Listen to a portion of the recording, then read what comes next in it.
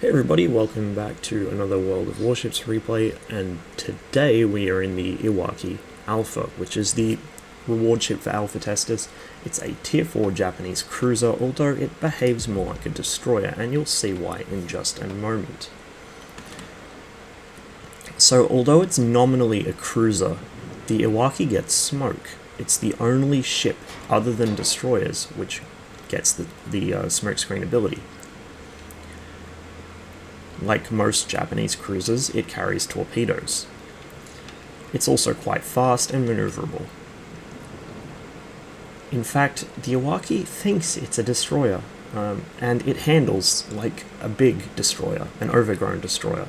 It lacks the concealment, the good camouflage rating of a destroyer. Obviously, it's a much larger ship, but it handles like one, it has a smokescreen like one, it has torpedoes like one, but it has much bigger guns than one, and that's what really makes it a winner.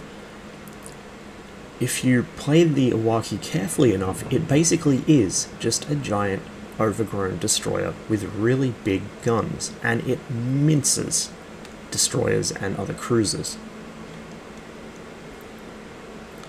It's also notable for being camouflaged. In fact, at the moment, it's the only ship in the game which has any kind of camouflage scheme whatsoever. Now, if I was a betting man, I would put money on Wargaming eventually implementing camouflage, just like in World of Tanks and World of Warplanes. I'd be heartbroken otherwise, because how else am I supposed to put dazzle camouflage on the Nelson? However, as a unique ship, the Iwaki obviously gets camouflage just to stand out. Just to prove that you're a special snowflake for having one. And because it's green, I've taken a calling at the Frogboat. The other reason I've taken a calling at the Frogboat is because it makes people get out. Now I cut through here. This is my usual sort of route in a destroyer or fast cruiser on this map. I do get spotted on the way in, and we can see the enemy Yubaris headed this way, as well as several squadrons of torpedo bombers. I turn into the channel because it'll give me some cover from the Yubari's guns, but more importantly, it'll stop the torpedo bombers from doing anything to me. If he wants to have any hope of dropping torps in this channel, he has to do it from in front or behind, and obviously that gives him a much lower chance of hitting me. He can't drop torps from the sides because the mountains are in the way, and he would have to approach too steeply.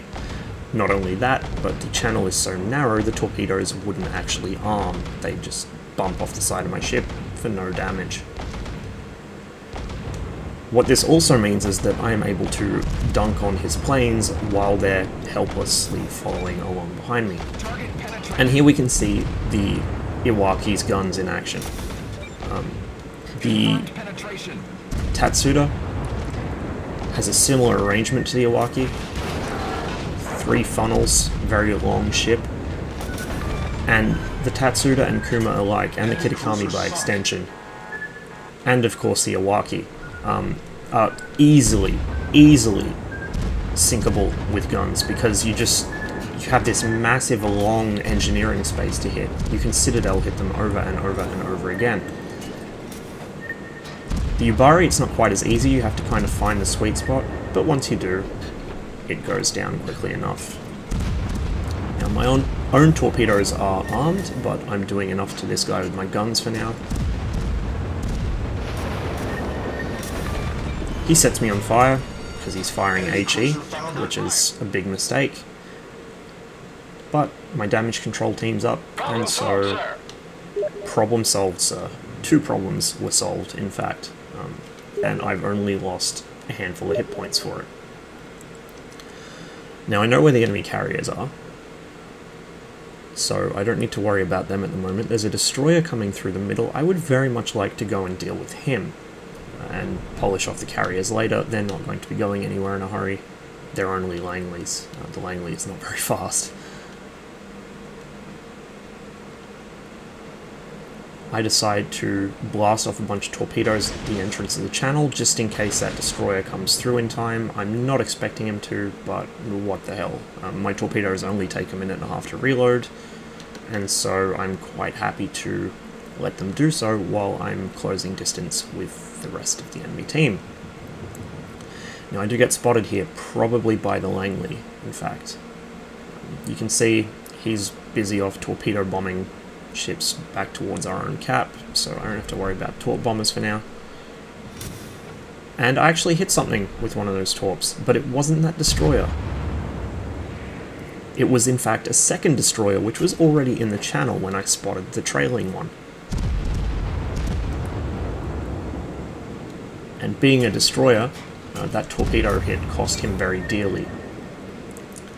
Now you can see me engaging the Langley here. I'm using HE to try and set his flight deck on fire because he's got a flight of torpedo bombers coming back, and if I can deny them the ability to land for a while, that will make his life a lot harder. You can see he's actually turning towards, or he's travelling towards me, but turning away, I should say. I switch to AP and decide to go for his engine room. Now, remember what I said about the aircraft carriers before. If you aim too far forwards, there's just nothing there to damage with AP. And you can see that happening here with the Langley, which is essentially just a flight deck stuck on top of an old merchant ship. It's more noticeable than most of the other carriers. You start aiming more towards the rear of the ship, trying to land shots under those funnels. Still doing only very small amounts of damage. There we go. Now we're in the big time.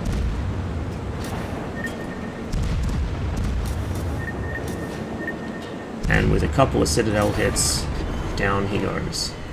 Enemy aircraft carrier destroyed. Looks like these torpedo bombers are coming for us, so that gives away the position of the second Langley.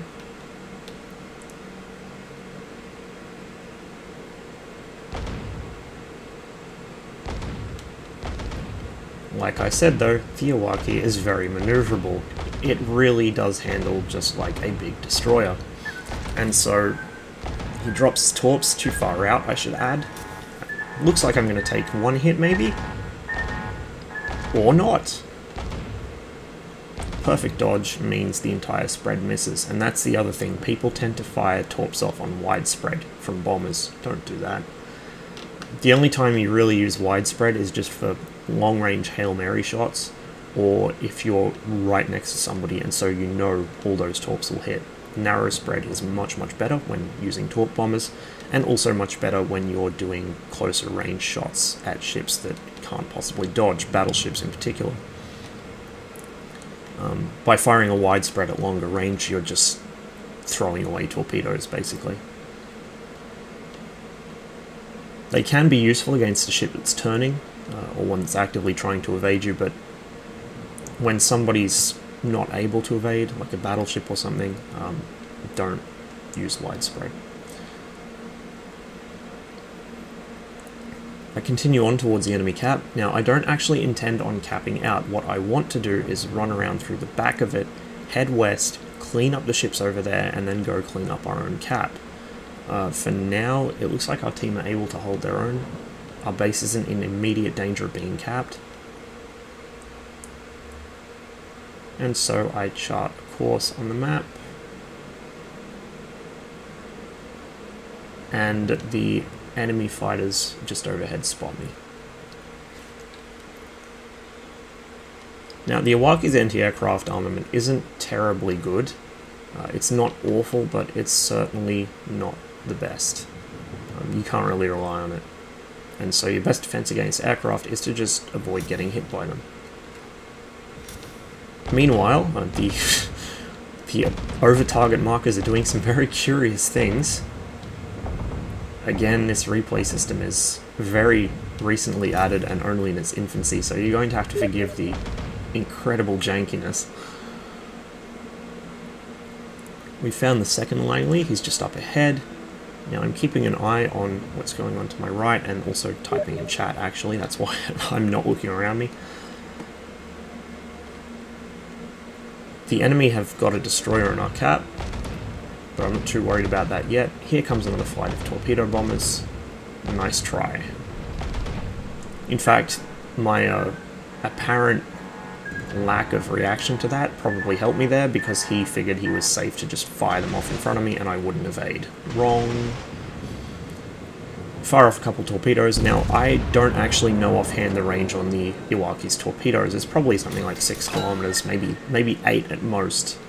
So he's probably not going to get hit by any of them. But he probably will be scared by them.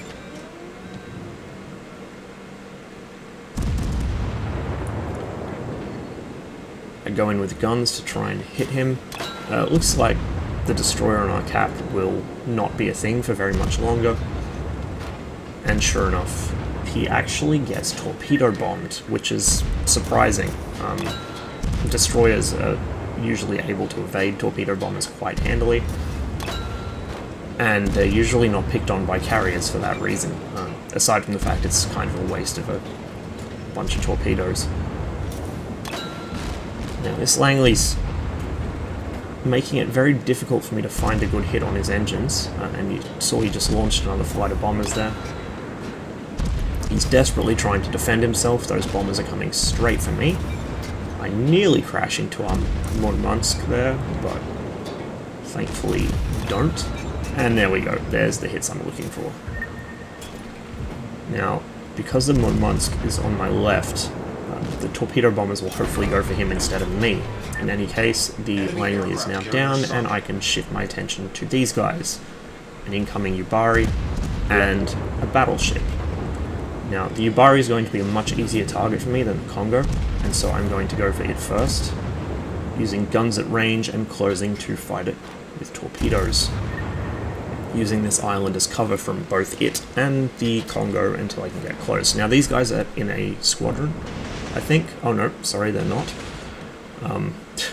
Disregard that. That's me being terrible. But they're obviously coordinating somewhat because the Yubari is going around my right while the Congo comes around the left. Congo gets distracted by the Murmansk, who is still being harassed by torpedo bombers. And here comes the Yubari. He actually very narrowly avoids a spread of torpedoes there from friendly torpedo bombers. And now I'm able to work on him with my guns. Now, the Yubari has a primary armament of 2 twin turrets with 140mm guns, so his gunnery isn't bad. If I can bring all of my guns to bear, I also have 4 of them. I'm not sure of the caliber. Sorry, I'm not real good with boats. But there we go. He's lost his engine, and he's lost a lot of hit points. He's finished. We destroyed an enemy cruiser. And still, I've barely taken any damage. Now, he fired some torps at me. I fire some, or prepare to fire some of my own at the Congo here. He's turning front onto me, so I just lay into his front with AP. And loop back around to dump my torps in his face, because it's a reasonable expectation. The way he's charging at me, he's not going to be really able to evade them, and he's probably not even paying attention. Out goes a full spread, but I'm so low on hit points that the first hit he lands on me is probably going to kill me. So I'm trying to swerve away, make it difficult for him to hit me. Unfortunately, most of my torps go straight past and miss him, but our friendly torpedo bombers come in to save the day.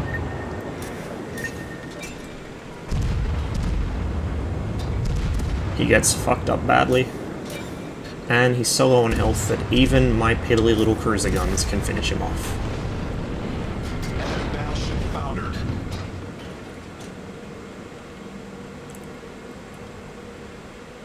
Sitting on 6 kills with 88 hits.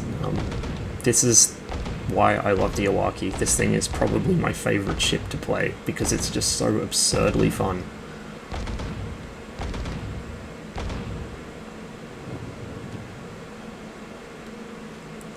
The last ship alive is the enemy Kuma, who is rushing back to try and defend his cap. A valiant gesture, but it's not going to get him anywhere.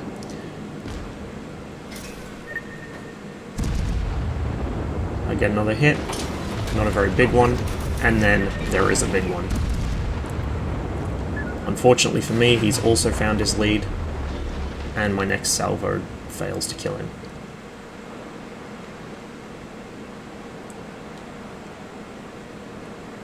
Good way to finish the game though. He is certainly dead, looking at the amount of shit coming down to murder him. And overall, we've shot down 8 planes, done 20 Citadel hits, 90 hits in total, sunk 6 vessels, and got 2 hits off our torpedoes as well, which caused flooding twice, and we've critically damaged somebody, which was Team Old Mill's engine going bye-byes. This boat is absolutely fantastic, and I feel genuinely sorry for all the people that missed out on it by not being in the alpha. Never fear. The low-tier Japanese cruisers are all quite similar, and although they don't get smoke like the Iwaki does, the Tatsuta and the other one whose name I just blanked on, the Kuma, handle very similarly. They're quite fast, they have torpedoes and decent guns in the same layout as the Iwaki. Really the only difference is that they lack the smokescreen. So they're pretty fantastic at beating up on destroyers and other cruisers. You just have to be aware that your ship is quite long, and with your triple stacks it's pretty obvious where to aim to hit your engines.